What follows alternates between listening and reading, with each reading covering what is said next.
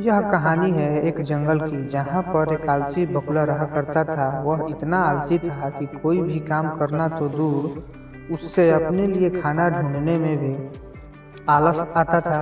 अपने इस आलस के कारण बगुले को कई बार पूरा पूरा दिन भूखा रहना पड़ता था। नदी के किनारे अपनी एक टांग पर खड़े खड़े दिन भर बगुला बिना मेहनत किए खाना पाने की युक्तियां सोचा करता था। एक बार की बात है कि जब बगुला ऐसी ही कोई योजना बना रहा था तो उसे एक आइडिया सूझा। तुरंत ही वह उस योजना को सफल बनाने में जुट गया। वह नदी के किनारे एक कोने में जाकर खड़ा हो गया और मोटे मोटे आंसू टपकाने लगा। उसे इस प्रकार रोता देख केकड़ा उसके पास आया और पूछा, अरे बगुला भैया, क्या बात है, क्यों रो रहे हो?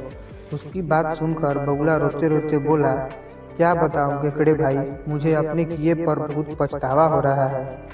मैंने अपनी भूख मिटाने के लिए मैंने आज तक न जाने कितनी मछलियों को मारा है।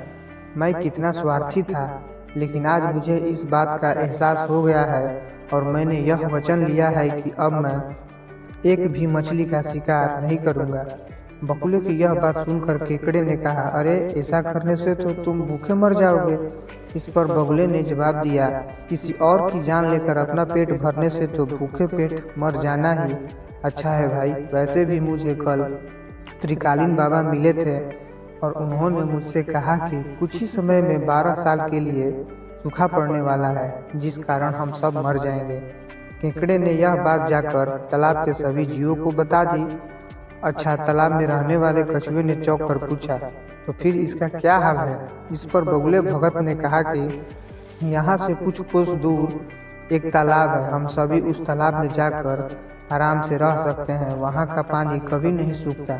मैं एक एक को अपनी पीठ पर बैठाकर वहाँ छोड़कर आ सकता हूँ। उसकी यह बात सुनकर सारे जानवर खुश हो गए।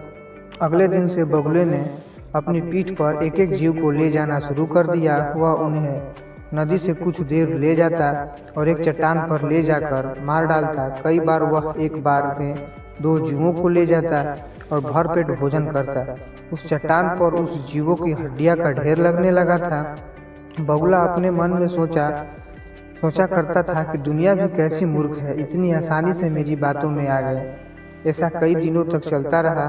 एक दिन केकड़े ने बगुले से कहा, बगुला भैया, तुम हर रोज किसी न किसी को ले जाते हो, मेरा नंबर कब आएगा?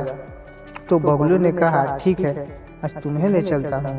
यह कहकर उसने केकड़े को अपनी पीठ पर बैठाया और उड़ चला। जब वो दोनों उस चट्टान के पास पहुँचे तो केकड़े ने वहाँ अन्य जीवों की हड्डियाँ देखी और उसका दिमाग दौड़ पड़ा।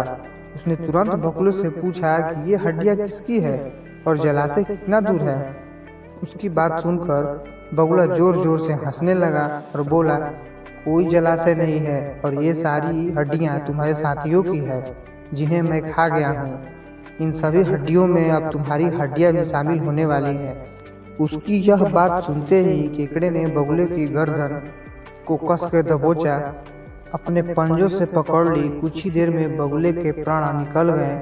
इसके बाद केकड़ा लौटकर नदी के पास गया और अपने बाकी साथियों को यह सारी बात बताई। उन सभी ने केकड़े को धन्यवाद दिया और उसकी जय जयकार की। इस कहानी से हमें यह सीख मिलती है कि हमें आंख बंद करके किसी पर भी भरोसा नहीं करना चाहिए।